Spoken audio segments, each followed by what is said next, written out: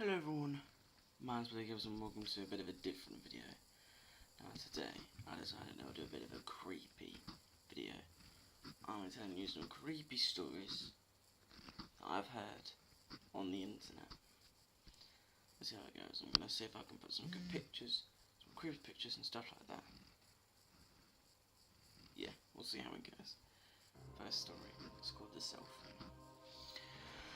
A couple of months ago, my friend's cousin, a single mother, bought a new cell phone. After a long day of work, she came home, placed her phone on the counter, and went to watch TV. Her son came to her and asked if he could play with her new phone. She told him not to call anyone or mess with text messages and agreed. At around 11:20, she was drowsy, so she decided to tuck her son in and go to bed. She walked to his room and saw that he wasn't there. She then ran over to her room to find him sleeping on a bed with the phone in his hand. Relieved, she picked her phone back up from his hand to inspect it. Browsing through it, she noticed only mirror changes such as a new background banner, etc. But then she opened her saved pictures. She began deleting the pictures he had taken until only one new picture remained. When she first saw it, she was in disbelief. It was her son sleeping on her bed, but the picture was taken by someone else above him, and it showed the left half of an elderly woman's face. My house was built in 1904. It is a single-family home, wood frame sitting on a concrete block foundation. I've been living here for about 12 years. Of all the weird things that my siblings and me have seen or heard in this house, this one event is my favourite. This happened to my brother about 10 years ago. My brother and his best friends had started a garage band playing mostly Spanish rock, alternative music but in Spanish. His friends could only get together on Sunday afternoons. They were practicing to the early evening and they would usually call it quits by 8 PM. This was the time I usually showered up and went to bed, because I worked the graveyard shift. This happened in late fall, so the days were getting shorter. They had just finished a long session when the decision to head to someone else's house came about. My brother handed his car keys to his buddy, so they could load up the equipment. Everyone had filled out of the basement, but the tricky part was that they needed to walk all the way back to the basement. Up the back stairs, through the kitchen doorway, down the hall, into the living room, and out into the front porch. Everyone was outside, sitting in my brother's truck, waiting for him.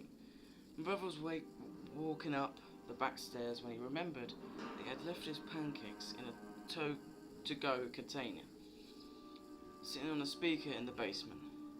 He made the decision to go back. Now the basement is not clean, with full sight lines that had been partitions made, and the boiler and main heating unit are right smack in the middle.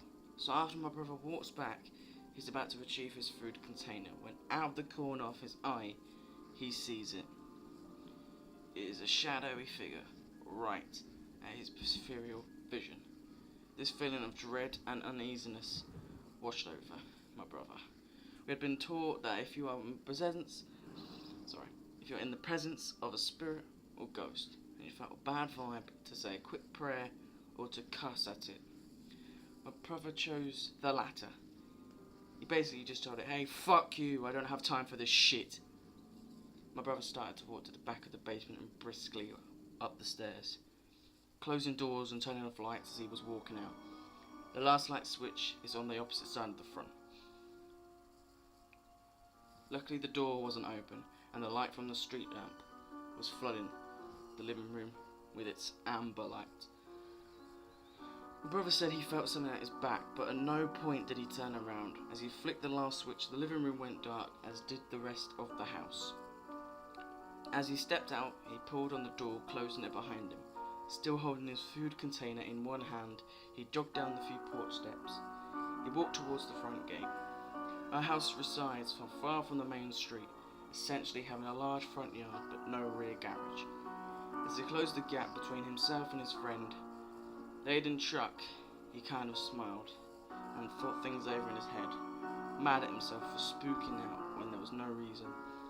He climbed into the driver's side of the truck, putting on his seatbelt and getting ready to pull out of the parking spot directly in front of the house. one of his friends asked, "Hey, what about your brother? Isn't he coming with us?" My brother answered, "What do you mean?" "He went to work early tonight. He's already gone. Do you see his car anywhere?"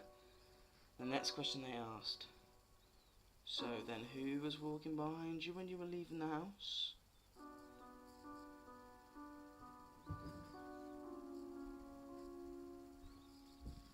The Rocking Horse. One night, when I was maybe 10 to 12, I had trouble falling asleep. My bedroom was the entire top floor of our house, with my bed and such being on the left side and storage closets and a play area being on the right. I was lying in bed when I heard a noise from the other side of the room and see a rocking horse begin to rock. It was sitting just outside one of the storage closet's doors, proceeded to rock its way halfway across the room and stopped dead under the ceiling light. At this point, I was freaking out and just buried my hand under my blankets and never peeked out again until morning. It was all confirmed to not be a dream, as the rocking horse was still in the middle of my room when I woke up. Furthermore, I got a stern reprimand from my parents for being up out of bed playing with my toys well past my bedtime. Their bedroom was directly below the storage closet / play area and had heard the creaking of the rocking horse shuffling across the room. The following. Okay guys, thank you so much for watching. If you did enjoy this video, please give it a like. Comment down below if you want to see some more creepy stories. Until then.